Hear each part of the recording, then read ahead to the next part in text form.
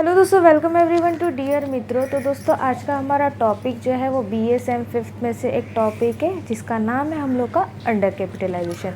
दोस्तों ऑलरेडी मैंने BSM fifth का ओवर कैपिटलाइजेशन का वीडियो यूट्यूब पे अपलोड कर दिया है। अगर आपका वो वीडियो मिस आउट हुआ है तो आप उसको एक बार ज़रूर देख लीजिएगा, क्योंकि वो क्वेश्चंस बहुत बार रिपीट रहते हैं। और अगर आपको वो वीडियो नहीं मिल रहा है तो लिंक आपको डिस्क्रिप्शन बॉक्स में ज़रूर पुटअप किया हुआ है, तो आपको वहाँ से वो वीडियो जो है वो मिल जाएगा। ठीक है, तो दोस्तों आज हम लोग का जैसे टॉपिक है अंडर कैपिटलाइजेशन, तो हम उसके बारे में पढ़ेंगे कि अंडर कैपिटलाइजेशन होता क्या है, फिर उसकी कॉज क्या है और उसकी इफ़ेक्ट क्या है, ये हम लोग आज इस वीडियो में देखेंगे। ठीक है दोस्तों, अंडर कैपिटलाइजेशन का नॉर्मल मतलब यही रहता है कि कंपनी का प्रॉफिट उसके इन्वेस्टमेंट से ज़्यादा रहता है, उसको हम लोग अंडर कैपिटलाइजेशन बोलते हैं। ठीक है, बहुत टाइम ऐसा होता है कि शेयर होल्डर को या इन्वेस्टर को कंपनी के ऊपर भरोसा नहीं रहता। जब वो न्यूली लेके आती है अपनी कंपनी को या न्यूली सेटअप होती है, तो उस टाइम शेयर होल्डर उनके ऊपर विश्वास नहीं करते। कभी कभार पुराने होने के बाद भी बहुत सारे शेयर होल्डर या इन्वेस्टर जो है वो कंपनी के मैनेजमेंट के ऊपर विश्वास नहीं करते।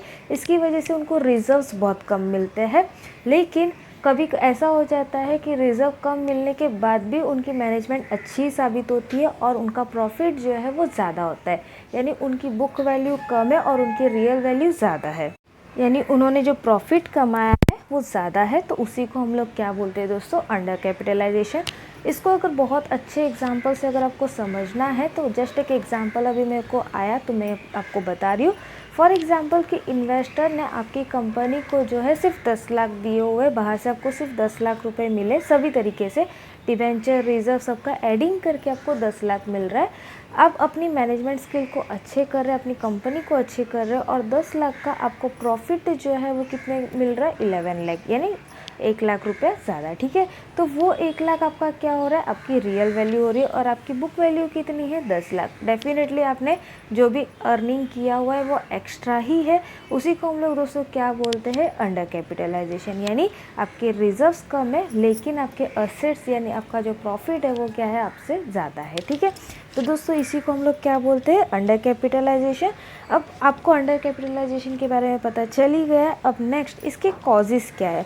तो दोस्तों आपके टेक्स्ट बुक में कुछ 8 कॉजेज़ आपको दिए हुए हैं, हम उसको पढ़ेंगे। सबसे पहला कॉज हम लोग का है purchase of assets at lower price, under estimated of income, sudden unanticipated increase in earning, establishment during depression, conservative dividend policy, high efficient unexpected gain and secret reserve. Okay, तो दोस्तों सबसे पहला हम लोग को दिया हुआ है purchase of asset at lower price. बहुत टाइम ऐसा होता है कि कंपनी अपनी असेट जो है ओवर कैपिटलाइजेशन में लोअर प्राइस पे खरीदती है।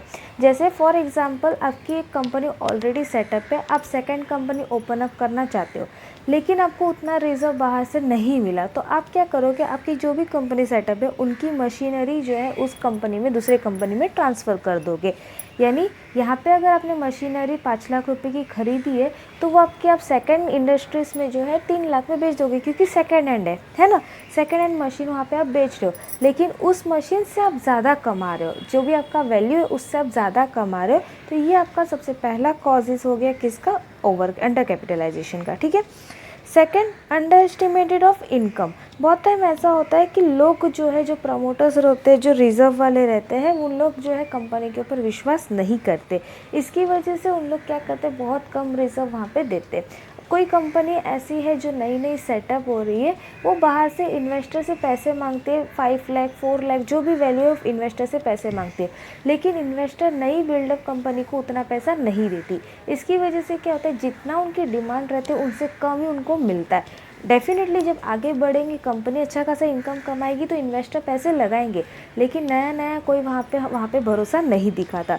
इसकी वजह से यहाँ पे हम लोग का क्या हो जाता है, अंडर कैपिटलाइजेशन। यानी बाहर से हम लोग को जो रिजर्व है वो कम मिलता है लेकिन हमारी इनकम जो है वो उससे ज़्यादा होता है। ठीक है, फिर थर्ड हम लोग को दिया हुआ है sudden unanticipated increase in earning.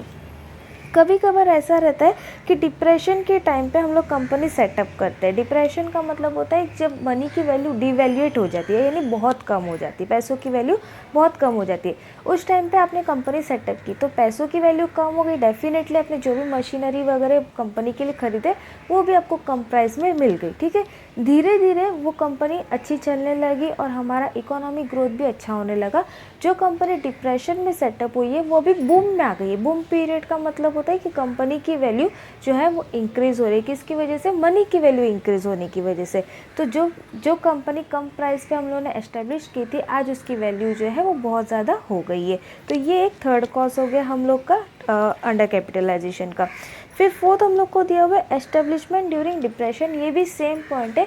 जब डिप्रेशन के टाइम पे कंपनी सेटअप करते हैं तो उस टाइम पे कंपनी को सारे इक्विपमेंट, सारे जो भी रिक्वायरमेंट, लैंड, बिल्डिंग, प्रीमिसेस जो भी रहते हैं वो सारी चीज़ें जो है वो कम प्राइस में मिलती है, क्योंकि डिप्रेशन के टाइम पे सबकी वैल्यू जो है वो डिवैल्यूएट हो जाती है। जो मशीनरी आपको 1 लाख की मिल सकती थी वो आज डिप्रेशन की वजह से आपको 40 या 50,000 में मिल जाएगी, यानी बहुत कम प्राइस पे।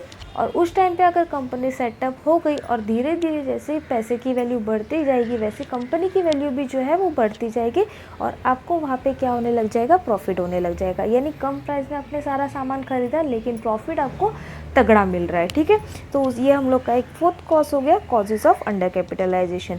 फिर फिफ्थ हम लोग को दिया हुआ है कंजर्वेटिव डिविडेंड पॉलिसी। बहुत टाइम कंपनी ऐसी करती है कि डिविडेंड पॉलिसी को कंजर्वेटिव कर देती है। कंजर्वेटिव का मतलब होता है कि उन लोग जो भी पैसे आते हैं, जो भी प्रॉफिट के पैसे आते हैं, वो डिविडेंड को ना दे के उन लोग क्या करते हैं, डेप्रिसिएशन और ये सब में, रिप्लेसमेंट, रिन्यूअल में वो रिजर्व में डाल देते हैं, डिविडेंड को नहीं देते। उन लोग क्या करते हैं, उनको अलग से एक खर्चे के रूप में बचा के रखते हैं। इसकी वजह से क्या होता है, वो उस कंपनी का जो भी बचा हुआ पैसा रहता है वो उन लोग को रिजर्व मिल जाता है और वो उन लोग का प्रॉफिट बढ़ जाता है, ठीक है। सिक्स्थ हम लोग को दिया हुआ है high efficiency. Efficiency of the company increased due to the introduction of the scheme of rationalization and modernization. Company की एफिशिएंसी कब इंक्रीज होती है, जब वहाँ पे मॉडर्नाइजेशन आता है। मॉडर्नाइजेशन का मतलब होता है नई इक्विपमेंट, नई मशीनरीज, नई टेक्निक्स वहाँ पे लेके आते और उस नए टेक्निक्स को हम लोग वहाँ पे इस्तेमाल करते, वर्कर्स वहाँ पे इस्तेमाल करते और इससे हमारा प्रॉफिट जो है वो क्या हो जाता है, बढ़ जाता है, ठीक है। फिर सेवेंथ हम लोग का हो गया unexpected gain. A company capitalisation may be at its correct level of initially but due to some unexpected gain it may become under capitalise. Starting में कंपनी को प्रॉफिट जो है वो एकदम मिनिमम था, लेकिन कुछ उन लोगों को अनएक्सपेक्टेड मिल गया जो उन्होंने कभी सोचा भी नहीं था और वो मिल गया, उसकी वजह से उन लोग को अचानक से गेन हो गया। इसको आपको एग्जांपल में आपको यहाँ पे टेक्स्ट बुक में दिया हुआ है कि एक कंपनी ने ज़मीन खरीदी अपने कंपनी सेटअप करने के लिए, ठीक है। अब उन्होंने ज़मीन खरीदी, उन लोग को कोई लॉजिक नहीं था, कोई सेंस नहीं था कि वहाँ पे जो ज़मीन खरीद रहे हैं वो उनको प्रॉफिट होगा कि नहीं होगा। उन्होंने नॉर्मल बाकी लोग खरीदते वैसे उन्होंने ज़मीन को खरीद लिया, ठीक है। कंपनी स्टार्ट हुई, कंपनी सेटअप हो गई। स्टार्ट होने के बाद धीरे धीरे उन लोग का प्रॉफिट जो है वो मिनिमम ही चल रहा था, लेकिन अचानक से कंपनी को जो ज़मीन खरीदी थी उन्हीं में से उनको मिनरल्स मिल गया। मिनरल्स का मतलब आप सभी को पता है, कुछ वैल्यूएबल मिनरल्स जैसे कि ज्वेल्स हो गया, कोल हो गया, ये सब चीज़ें उनको वहाँ पे मिल गई, ठीक है। अब वो मिलने की वजह से कंपनी ऑलरेडी अपनी चल ही रही है, लेकिन मिनरल्स का भी उन लोग को प्रॉफिट हो, मिनरल्स भी मिल गया तो मिनरल्स क्या कर देंगे, उन लोग निकाल के बेच देंगे, यानी दोनों तरीके से उनको प्रॉफिट मिल गया। अब ये क्या था, ये अनएक्सपेक्टेड गेन था, यानी उन्होंने मिनरल्स के बारे में सोचा नहीं था, लेकिन उन लोग के ऊपर भगवान की दुआ थी शायद से, इसकी वजह से उनको मिनरल्स उस जगह से मिल गया और उनको क्या हो गया, प्रॉफिट हो गया, ठीक है। लास्ट हम लोग को दिया हुआ है सीक्रेट रिजर्व। बहुत टाइम कंपनी ऐसे करती है कि कंपनी जो प्रॉफिट आता रहता है उस प्रॉफिट को सारा का सारा डिविडेंड को नहीं देती। ये पॉइंट मैंने आपको ऑलरेडी पहले भी बताया। डिविडेंड को पूरा पैसे नहीं देती, वो क्या करती है, कुछ पैसे को वो डेप्रिसिएशन और बाकी सारे रिजर्व में बचा के रखती है। उसको हम लोग क्या बोलते हैं दोस्तों, सीक्रेट रिजर्व। इससे भी कंपनी का पैसा जो है वो दुगनी तेज़ी से बढ़ सकता है और यही हमारा अंडर कैपिटलाइजेशन का लास्ट पॉइंट है। अब नेक्स्ट हम लोग देखेंगे effect of over capitalisation. Causes में सबसे पहला हम लोग को पॉइंट दिया हुआ है ऑन कंपनी, यानी इफेक्ट हमारा कंपनी के ऊपर क्या होता है।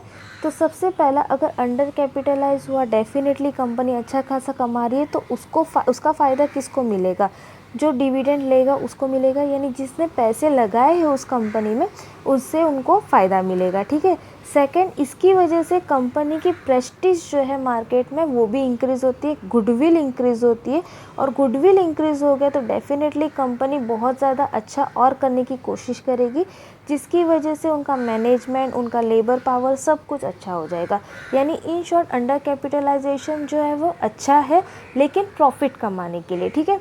सेकंड हम लोग को दिया हुआ है इफ़ेक्ट ऑन शेयर होल्डर। जो शेयर होल्डर है उनके लिए कंपनी का जो अंडर कैपिटलाइजेशन होना वो अच्छा है, लेकिन दूसरे साइड वो कर्ज भी है। अब ये क्यों? डेफिनेटली अगर कंपनी का अच्छा प्राइस मिला, प्रॉफिट अच्छा मिला, तो पैसा तो उनको मिलेगा, लेकिन अगर हाई प्राइस हो गया प्रॉफिट का तो क्या होता है, बहुत टाइम ऐसा होता है कि स्पेक्यूलेशन बिजनेस हो जाता है।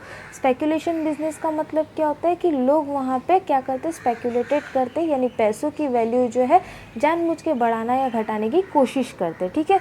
तो उसी को हम लोग क्या बोलते हैं, अंडर कैपिटलाइजेशन। ओके, अब थर्ड हम लोग को दिया हुआ है on the society. Under capitalisation का इफेक्ट सोसाइटी के ऊपर कैसा होता है, अगर कंपनी अच्छा कमा रही है तो डेफिनेटली हमारी कंट्री के लिए वो फ़ायदेमंद है, क्योंकि पैसे हमारी कंट्री में आ रहे हैं, और जिससे बूम पीरियड जो है वो बढ़ेगा। बूम पीरियड बढ़ गया तो डेफिनेटली पैसों की वैल्यू और ज़्यादा बढ़ेगी, लेबर कभी ख़त्म नहीं होंगे, लेबर्स को हमेशा काम मिलता रहेगा, और उसी के साथ साथ हमारी कंपनी जो है वो नए नए टेक्निक्स कंपनी के अंदर लेके आती रहेगी, और नए नए टेक्निक्स हमारे यहाँ के लोग भी जो है वो सीखते जाएंगे।